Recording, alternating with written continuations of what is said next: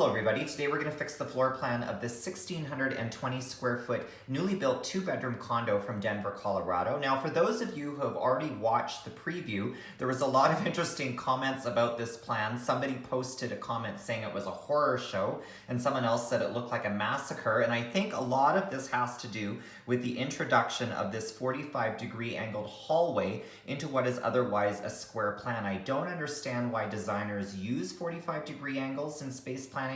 I find them to be problematic and difficult to resolve. Let's have a look at some of the issues. Starting out with this den. The den is basically a dark triangular storage closet off the entry. Not a great place to work. There's going to be no natural light here whatsoever. The 45-degree angles also cause a lot of problems in the master bath and walk-in closet. There's way too much floor space in the master bathroom. The shower is tiny and jammed into the corner, and then there's this huge and oddly shaped soaker tub with a sliding glass wall so that you can lie in bed and look at your partner in the tub, which I think is really weird. And then the walk-in closet has this really acute and sharp point, which is going to be really unfunctional to store your clothing. In the living room, they've added a 45-degree angled fireplace, which actually blocks the view. This is one of the nicest windows in the whole house. And then the kitchen design leaves a lot to be desired because the island is small, again, a sharp point, and then the counter kind of extends off into the distance for no apparent reason. So we're gonna fix this plan.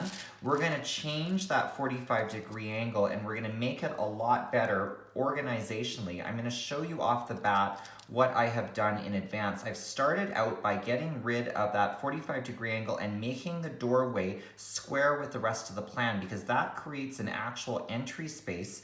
And what we can do now is put a good-sized freestanding entry closet. We're actually going to get one that's way more functional than the one that was there before, because before it had a dead-end corner because of the angle. And we can get an entry bench so that when you come in from the front door, there's actually a great space and a place for a piece of artwork. You can greet your guests. The study, I've changed a lot. I have put a glass sliding door on one side to close it off, and I've actually even opened it with some glass panels towards the entry. I think now because of the angle, you're gonna get some nice south light through the big windows and into the study. So this is now gonna be a much nicer place to work.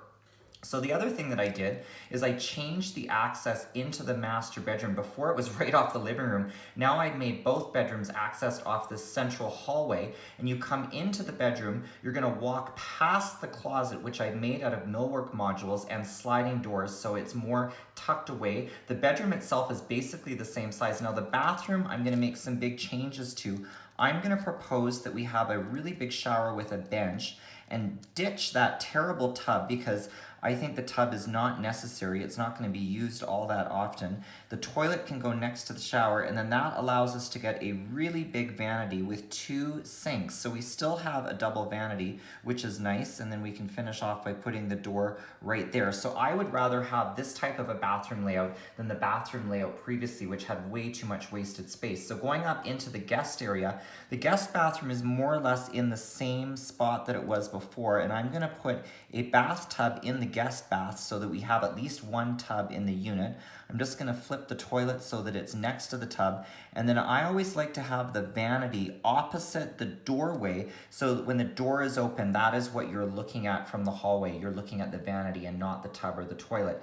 The washer and dryer can stay pretty much in the same spot. It's interesting how it kind of ended up in exactly the same spot, but I'm going to put it in a kind of a bigger closet that also allows us to have some linen storage next to the washer and dryer. And then that way you can go into the guest room. The guest closet is in the same spot. The guest room I've kind of left more or less in the same position and design that it was before. So going into the living room, dining room, and kitchen, I think let's start with the kitchen. Let's have a look at what I would recommend. I'm going to keep the fridge and the pantry in pretty much the same spot that it was before on the end, and I'm going to keep this counter that I said goes off into nowhere, but now I'm going to make the island bigger so it makes more sense. But I'm just going to move the cooktop down so it's more centered on this counter. Before it was kind of scooched up right against the edge of the fridge, and that was because the island didn't extend. But I'm going to make the island quite a bit bigger. I think the developer cut the island and made it shorter primarily just because they wanted to save money, because of course a shorter island costs less money, but it really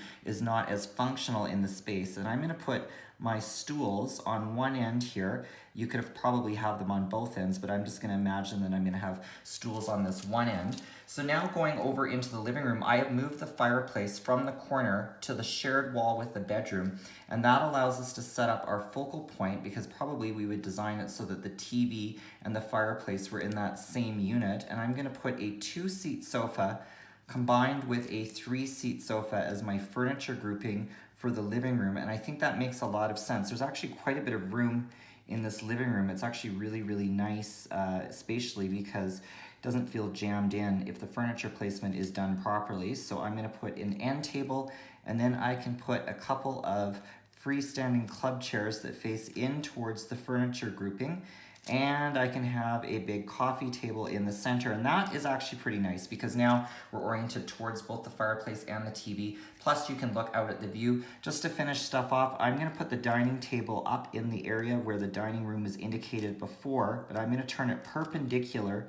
to the island so that it's not parallel with the island. And then it seems to fit nicely in the section. I'm gonna put a 6-person table opposite the sliding doors to the deck. Somebody commented and said, that deck is way too small for the size of the unit. I agree, but I can't fix that. I can't do everything. I'm just gonna work on the floor plan itself. So this is what I think that we should do to this 1,620 square foot newly built 2-bedroom condo in Denver, Colorado. Of course, I would love to hear your feedback about this design, so you can post a comment or send me a message.